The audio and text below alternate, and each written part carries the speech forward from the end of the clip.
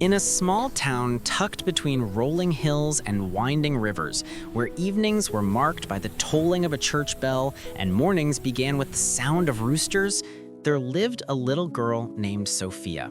She was 7 years old, with bright eyes that seemed always to be studying the world, as if she were seeing more than anyone else could. On the surface, Sophia was like any other child her age. She loved playing with her dolls, she adored painting colorful flowers on scraps of paper, and she could often be seen running barefoot through the grass in her family's backyard, her laughter carrying on the wind. To anyone looking in from the outside, she was simply a joyful little girl. Before we continue, make sure to subscribe for more stories like this. Don't forget to like this video, share it with others, and leave a comment telling us what you think about this story as you watch it. But one evening, just as the last glow of the sunset was fading behind the mountains, Sophia said something that would change the way her family saw her forever. The smell of freshly baked bread filled the kitchen, warm and comforting, as her mother laid out a simple supper on the wooden table. Sophia, with flowers still dusting her small fingers from helping knead the dough, looked up at her mother with a strangely solemn expression. "I remember him," she said softly, almost as if to herself. Her mother, busy slicing the bread, glanced at her and smiled. "Remember who, cariño?" Sophia's eyes did not waver. They shone with a seriousness far beyond her years. "The teacher. I remember when he came to our home, I gave him bread like this." The knife paused mid-slice. Her mother laughed nervously. "What are you talking about, mija?" Sophia's voice was calm, steady, not the playful imagination of a child making up a story. "I was there. I was Martha." Her mother's hand trembled slightly as she set the knife down. "Martha? As in Martha of Bethany, the woman from the Bible who welcomed Jesus into her home?" Her heart beat faster, but she forced a smile. "Where did you hear that name?" she asked gently. Sophia's eyes did not waver. They shone with a seriousness far beyond her years. "The teacher?" she said. "I remember when he came to our home. I gave him bread like this." The knife paused mid-slice. Her mother laughed nervously. "What are you talking about, mija?" Sophia's voice was calm, steady, not the playful imagination of a child making up a story.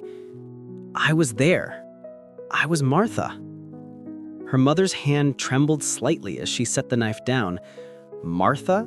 As in Martha of Bethany, the woman from the Bible who welcomed Jesus into her home?" Her heart beat faster, but she forced a smile. "Where did you hear that name?" she asked gently. Sophia only shrugged, her tiny hands brushing the crumbs from the table. "I just remember. I was Martha." That night, her mother lay awake, staring at the ceiling as her husband snored beside her. She told herself children imagine things, that perhaps Sophia had overheard a Bible story at church, or maybe from a neighbor. Yet something about the way the little girl had spoken unsettled her. There had been no hesitation, no searching for words, only quiet certainty. In the days that followed, more fragments spilled out, words and images that Sophia should not have known. While drawing with crayons, she sketched narrow streets paved with stones and little clay houses with flat rooftops. She drew a simple table with loaves of bread and a man seated at it, surrounded by others. She pressed the crayon so hard against the paper that the lines tore holes through the sheet. As she drew, she sometimes whispered under her breath, words in a strange rhythm that sounded almost like a chant. Her mother leaned closer one afternoon and realized Sophia was repeating a verse from scripture, but not in the words she knew. It was an older phrasing, unfamiliar even to her. At breakfast one morning, as her father sipped his coffee and her mother spread butter on bread, Sophia looked up and asked casually, "Do you remember the olive trees by the city walls?" Her mother froze. "What olive trees?" she asked, trying to keep her voice calm. "The ones near the gate," she said, dipping her bread into her milk as though it were the most ordinary thing in the world. Her mother exchanged a startled glance with her husband. They had never left Mexico. Their small town had jacaranda trees, mango trees, and palms, but no olive trees.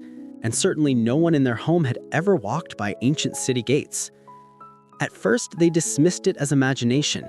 Children have vivid minds. They invent friends, worlds, and entire adventures from nothing. But little by little, Sophia's words began to carry a weight that her parents could not explain away. One evening, her father sat her on his knee and asked, "Mija, why do you say you're Martha? Who told you about her?" She said, "No one told me. I remember. Mary was my sister. She loved to sit and listen to him, but I was always busy with the house. And Lazarus," she paused, her small face clouding with sadness. "I cried so much when he died, but he called him out of the tomb. He came back." Her father nearly dropped her from his lap. "Lazarus?" he asked, his throat dry. "Yes," Sophia whispered. "Jesus brought him back. I can still hear him shouting, 'Come out!'" Her parents could not speak. The words hung in the air like smoke, heavy and unshakable. As the weeks passed, the little girl's strange memories only deepened. She spoke of preparing food for guests, of sweeping dust from the floor, of feeling anxious when visitors came. "I wanted everything perfect," she said one night, curling up under her blanket.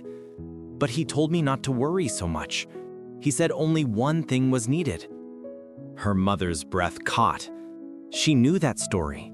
It was from the Gospel of Luke, Jesus telling Martha not to be anxious, but to sit and listen like her sister Mary. Yet Sophia spoke of it not as a lesson she had learned in church, but as if she had been there herself, standing in the doorway of her own home. The news began to spread quietly in their town. Neighbors whispered, some with fascination, others with suspicion. Some said the girl was touched by God. Others feared she was making things up. The local priest heard about it and asked if he could meet her. He arrived one afternoon carrying the small Bible, his eyes kind but cautious. Sitting across from Sophia at the kitchen table, he asked her gently, "Mija, tell me about your sister Mary." Sophia's face lit up. Mary always wanted to sit with him. She loved his stories.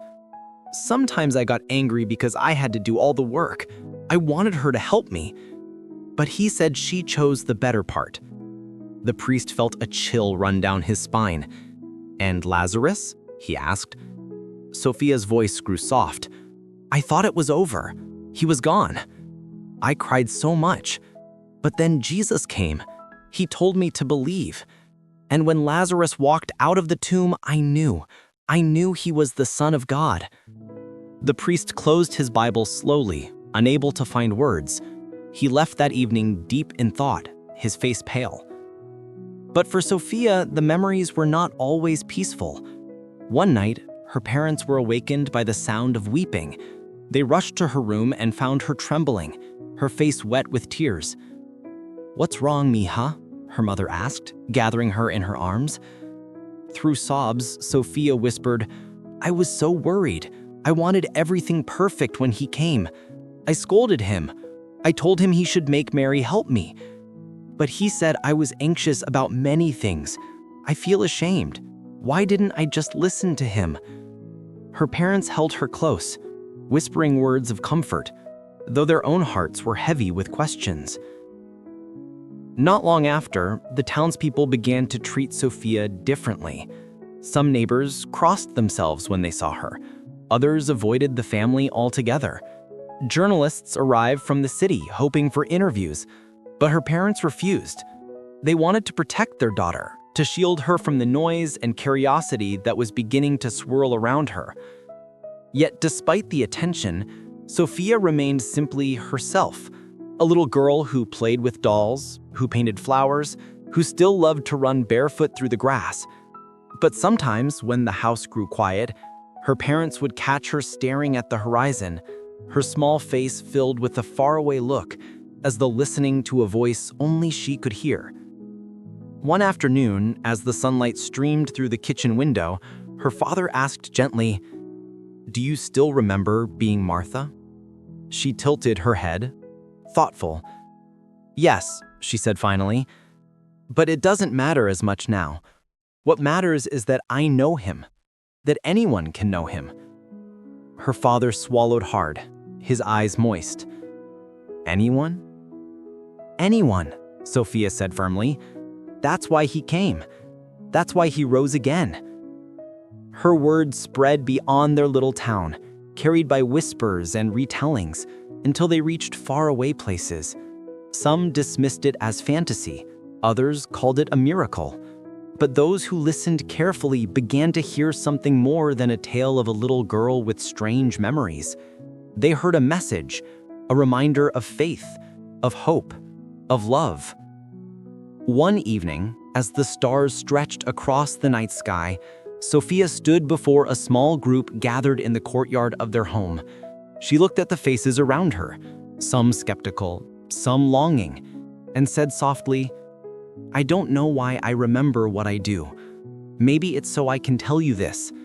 Jesus Christ is real. He loves you. He can forgive you. You don't have to earn it. You just have to ask him." Her eyes filled with tears as she added, "You can talk to him in your own words. You can say, 'Jesus, I believe you died for me. Forgive me. Come into my heart. Be my savior. I give you my life.' He hears you. He's listening." That night, under the vast sky, people began to pray, not reciting memorized words, but opening their hearts.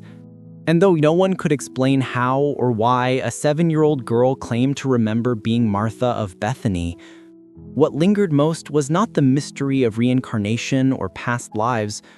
What lingered was the call of Christ, a call that echoed across centuries, reaching ordinary people in their small town right where they stood.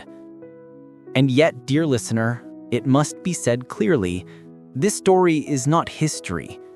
It is a work of fiction, a tale woven from imagination, meant to stir the heart and remind us of timeless truths. So perhaps you don't believe in past lives. Perhaps you dismiss such stories as fantasy. That's fine. What cannot be dismissed is the voice that still calls today.